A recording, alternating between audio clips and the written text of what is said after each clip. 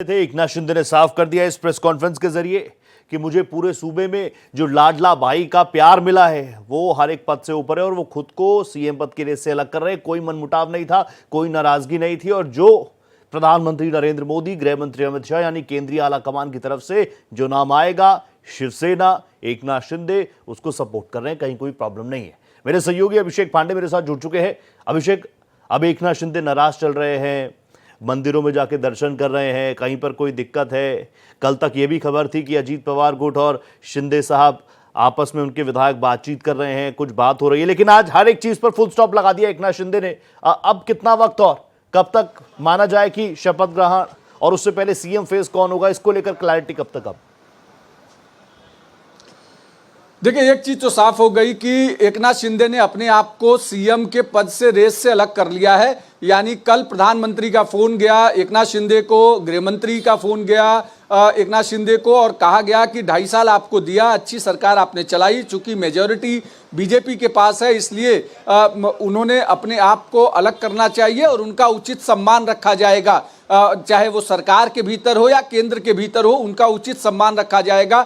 ये दोनों चीजें होने के बाद एकनाथ शिंदे मीडिया के सामने आए और उन्होंने धन्यवाद ज्ञापित करते हुए ये साफ कर दिया कि अगला मुख्यमंत्री बीजेपी का होगा। अब सूत्र ये बता रहे हैं कि देवेंद्र फडणवीस के नाम पर फिलहाल दिल्ली में तय हो चुका है और अब उसका औपचारिक ऐलान बाकी है और देवेंद्र फडणवीस अगले महाराष्ट्र के मुख्यमंत्री बनने जा रहे हैं और उसका औपचारिक ऐलान 1-2 दिन में हो जाएगा। सूत्र बताते हैं कि 29 तारीख को राजभवन में ये शपथ विधि होगी और इसके लिए तैयारियां करने के लिए बोल दिया गया है। फिलहाल अभी कल हो सकता है सेंट्रल ऑब्जर्वर की टीम आए और उसके बाद देर शाम तक ये फैसला हो जाए, लेकिन अभी जब भी शपथ होगी, लेकिन देवेंद्र फडणवीस के नाम पर फिलहाल ये तय हो चुका है कि महाराष्ट्र के अगले मुख्यमंत्री के तौर पर देवेंद्र फडणवीस होंगे।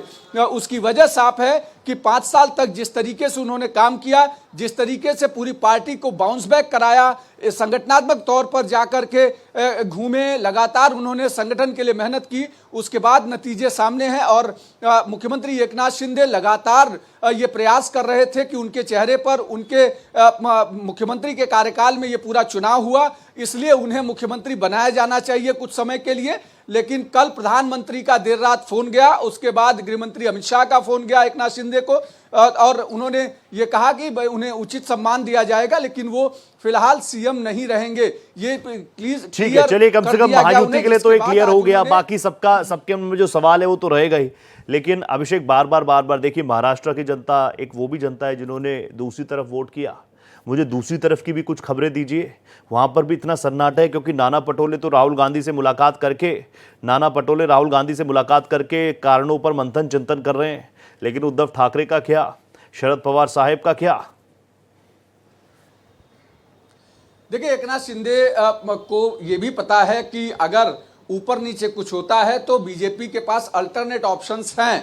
अब अलग अलग तरीके के अल्टरनेट ऑप्शंस हैं, ये पता है, इसलिए शायद एकनाथ शिंदे ने को ये समझ में आया कि उन्हें उचित सम्मान दिया जा रहा है और चाहे सेंटर में कैबिनेट देने की बात हो या महाराष्ट्र में उप मुख्यमंत्री देने की बात हो, दोनों ही बातों पर कहीं ना कहीं सेंटर राजी हो गया है, बीजेपी का आला कमान, इसलिए वो शांत हो गए। अगर दूसरे खेमे की बात की जाए तो दूसरे खेमे पर जिस तरीके से वहां पर नाना पटोले जाकर राहुल गांधी से मिले, उन्होंने सारी भूमिका स्पष्ट की, उन्होंने बताया।